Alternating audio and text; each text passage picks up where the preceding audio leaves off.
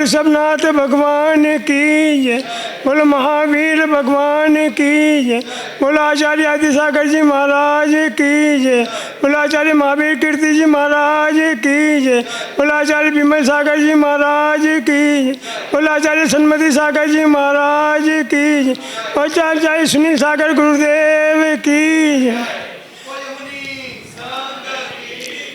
सुनील सागर नाम हमें प्राणों से भी प्यारा है, सुनील सागर नाम मेरे जीवन का सहारा है। सुनील सागर नाम एक समय पर भोजन लेते उसी समय पर पानी, एक समय पर भोजन लेते उसी समय पर पानी, उसमें भी आ जाए अंतर ना भोजन ना पानी। सुनील सागर नाम हमें प्राणों से भी प्यारा है, सुनील सागर नाम मेरे जीवन का सहारा। बोला चाहे सुनील सागर गुरुदेव की जय।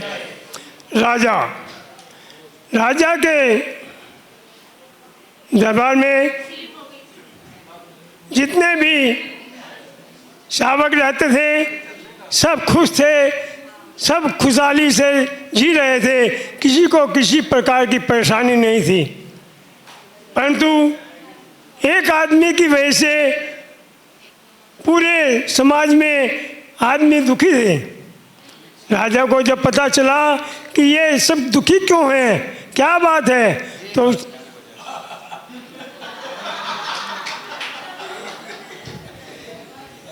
उसने बुलाया, दो चार आदमियों से मंत्री को भेजा और पता करी चौराहे पे, तो ये पता चला कि इस आदमी की शक्ल देख लो तो शाम तक रोटी नसीब नहीं होती। जो भी उसकी शक्ल देखता वो सबकी रोटी शाम को उसकी नज़र नहीं होती। वो कहने लगे ऐसे क्या बात है, ऐसे ही तो गलत बात है, ऐसा गलत आदमी तो है नहीं, ये गरीब जरूर है परंतु इतना बेकार आदमी नहीं है। उन्होंने कहा नहीं, इसकी शक्ल देख ली तो ये रोटी नसीब नहीं होती। राजा ने कहा कोई बात नहीं, इसको मेरे दरबार में लाओ। राजा सोया, सोने के साथ साथ उसको भी अपने साथ उसी कमरे में सुला लिया।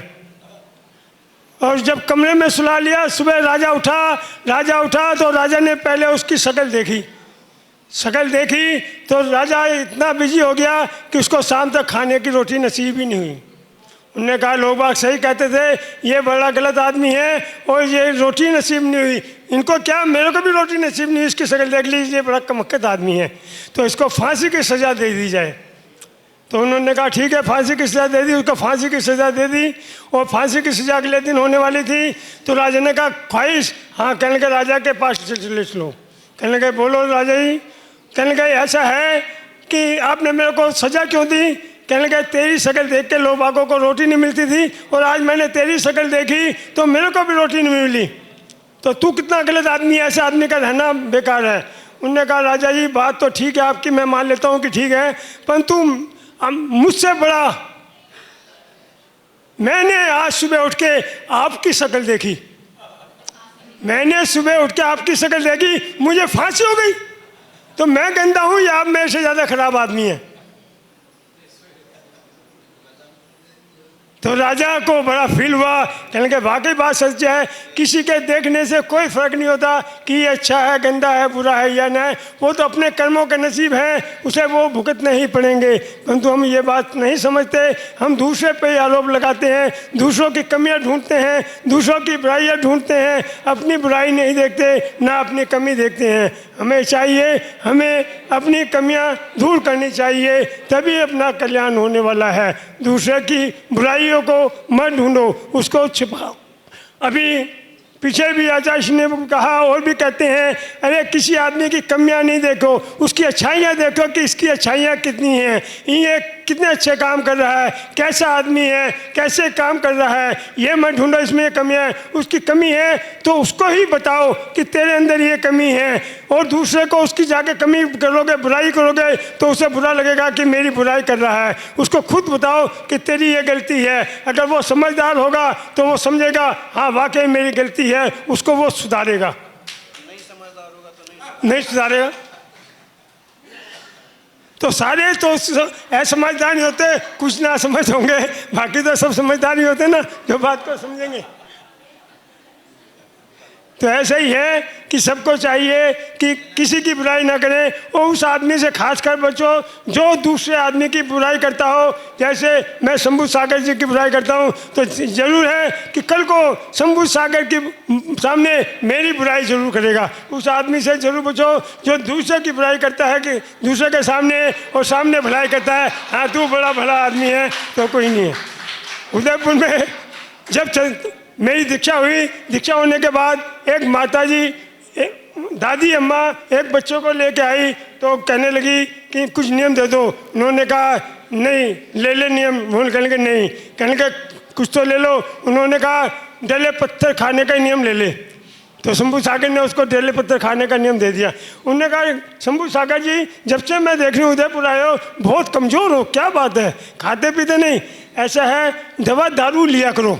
मैं कहा दादी क्या बात करी है महाराज जी, और दवा और दारू कब से पिएंगे ये? मैंने कहा ऐसी बातें नहीं बोली। अरे तुम मत बोलो, हमारे पुराने संबंध हैं इनके साथ। मैंने कहा तुम्हारे पुराने संबंध कहाँ से हो गए? ये महाराज जी हैं, तुम दादी अम्मा हो और कह रही पुराने संबंध हैं। तो शावक को ये नहीं समझ होता कि हम साधु के साथ में कैसे व्यवहार करें, कैसे बोलें, क्या कहना है क्या नहीं कहना। जो मुंह में आया है बक देता है। मैंने पीछे भी प्रवचन में कहा कि लोग बात कहते हैं चलो सुनील सागर से मिला लो। अरे सुनील सागर, अरे आचार्य सुनील सागर के दर्शन करा लाऊं। ऐसे बोलेंगे तो पुण्य लगेगा और लाभ लगेगा कि दर्शन कराने का लाभ लगेगा और दूसरों को लाने का भी पुण्य लगेगा। और कह रहे सुनील सागर से मिला लो, और पिकनिक मनाने आ रहा है या किससे मिलाने आ रहा है? तो ऐसा नहीं बोलना चाहिए। शब्द का उच्चारण सही तरीके से करना चाहिए कि आचार्य सुनील सागर जी विराजमान है, चल तेरे को मैं दर्शन करा लाऊं परिवार के साथ। तो ऐसा होता है। लोग बात कहते हैं शिखर जी घुमा लाऊं। अरे शिखर जी घुमाने की जगह अरे तीर्थ स्थान पे दर्शन करा लाऊं, ऐसा बोलना चाहिए, तभी फल मिलेगा। लोग बात कहते हैं आज के तीर्थों पर जाते हैं हमें फल नहीं मिल रहा। फल इसीलिए नहीं मिल रहा तुम्हारे भाव शुद्ध नहीं है, तुम्हारे विचार शुद्ध नहीं है, तुम्हारा व्यवहार शुद्ध नहीं है।